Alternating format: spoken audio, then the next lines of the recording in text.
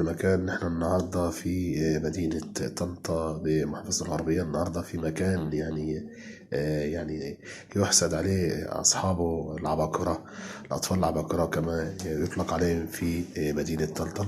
النهاردة الشقيقان براء ومالك هم صغار السن شاركوا مصر في المحافل الدولية في البطولة العالمية للروبوتات. النهارده هنعرف حكاياتهم النهارده من داخل مدينة طنطا بمحافظة الغربية. سعدنا يكون معنا النهارده أصغر عبقري براء يعرفنا بنفسه. أنا سنة في براء 13 سنة بريب 2 من طنطا. براء بقى كلمنا بقى فكرة الروبوت بدأت معاك ازاي؟ ادينا نبذة عن المسابقة. لما أنا صغير كان دايما هو بيشجعونا إن احنا دايما نكون مختلفين عن الناس كلها، نقعد ندرس حاجة تانية تفيدنا ونكون زي برضه في حاجة احنا بنحبها. الأول بدأت بليسي ماس وكنت دخلت فيه مسابقات وأنا صغير واخد فيه 3 جمهورية. وبعدين بدأت أخد بقى أتدرب في البرمجة واحدة واحدة. بدأت بكودد أورج، ودي عبارة عن بلوكات مبسطة تخليني أعمل ميشنز وحاجات معينة تكون مبسطة على قد فهمي وقتها، لأن أنا كنت صغير لسه فمكنتش أقدر أستوعب أكواد وحاجات كبيرة. فدي كانت زي كان عمرك قد إيه في الوقت ده؟ 8 أو 9 سنين. وبعدين بدأت أخد سكراتش، وده زي إن أنا أقدر أصمم مشهد مثلا عن طريق الرسوم المتحركة، أو أقدر مثلا أعمل إعلان برسوم متحركة لمدة بسيطة برضه بالبلوكات وإف كونديشنز وسويتش كيس وحاجات كتير كده. وبعدين بدأت أدخل بقى مسابقات محلية زي FLL، دخلتها 3 مرات، مرة جينيور ومرتين سينيور. أول مرة جينيور دي كنت عبارة عن ميشن مون، وهي بتتكلم عن إن أنا أقدر أتكيف إزاي على سطح القمر.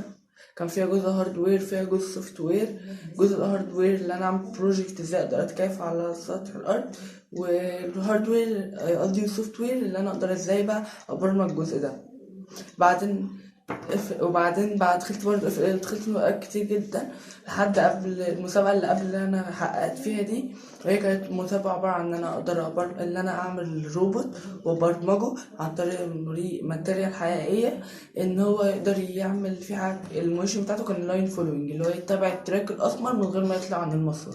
ده طبعا بعد توفيق ربنا وتعب ماما وبابا معاه، والحمد لله ما قدرتش احقق فيها اللي انا كنت عايزه، بس اكتسبت منها حاجات وخبره لحد المسابقه بقى. وبعدها باسبوعين كانت المسابقه العالميه، كانت من 112 متسابق 3 ألعاب، وانا كنت اول حد يشارك في 3 ألعاب. وكان الموضوع صعب، وكانت مابس غير اللي انا كنت متخيلها، وقعدت اشتغل عليها كتير صبح وليل واجرب اكواد، وخصوصا ان كل السوق ما كانش فيه سورسز، وحتى السورس اللي موجوده كانت في الاسباني. فقعدت اعمل سيرش وطريقه برمجه بحاجه انا ما كنتش اتعلمتها لسه، فقعدت اعمل سيرش عشان اقدر اظبط احسن كود. الحمد لله حققت الرانك 1. خدت المركز كام بقى في المسابقة دي؟ الاول. خدت المركز الاول في المسابقة دي.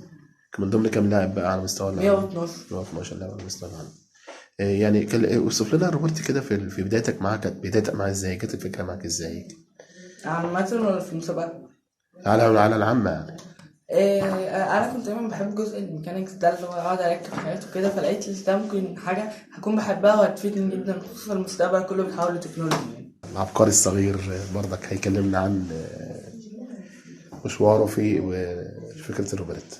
انا بدات بجونيوس مازيو، ودخلت مسابقات كتير واتحققت لي جمهوريه في مسابقه منهم. وكمان دخلت برضك في السينيور برضك كان بيشن مون، كان ازاي اتكيف على القمر. وكمان دخلت ازاي الناس اللي عندها ذوي احتياجات خاصه، كانت تاني واحده ازاي اللي عندها ذوي احتياجات خاصه ازاي نساعد على الرياضه ونكون نشيطه. ودخلت برضك اللي هو اللاين فولوينج، كنت برضك مع براء، كنا جبنا حاجات من بره موتورز من بره وسنسورز وكذا حاجه، بس يعني ربنا وفقني بس اتعلمنا. وبرضك دخلت اللاين فولوينج بس اونلاين، كنت داخل لعبه واحده واخدت الرابع على العيله.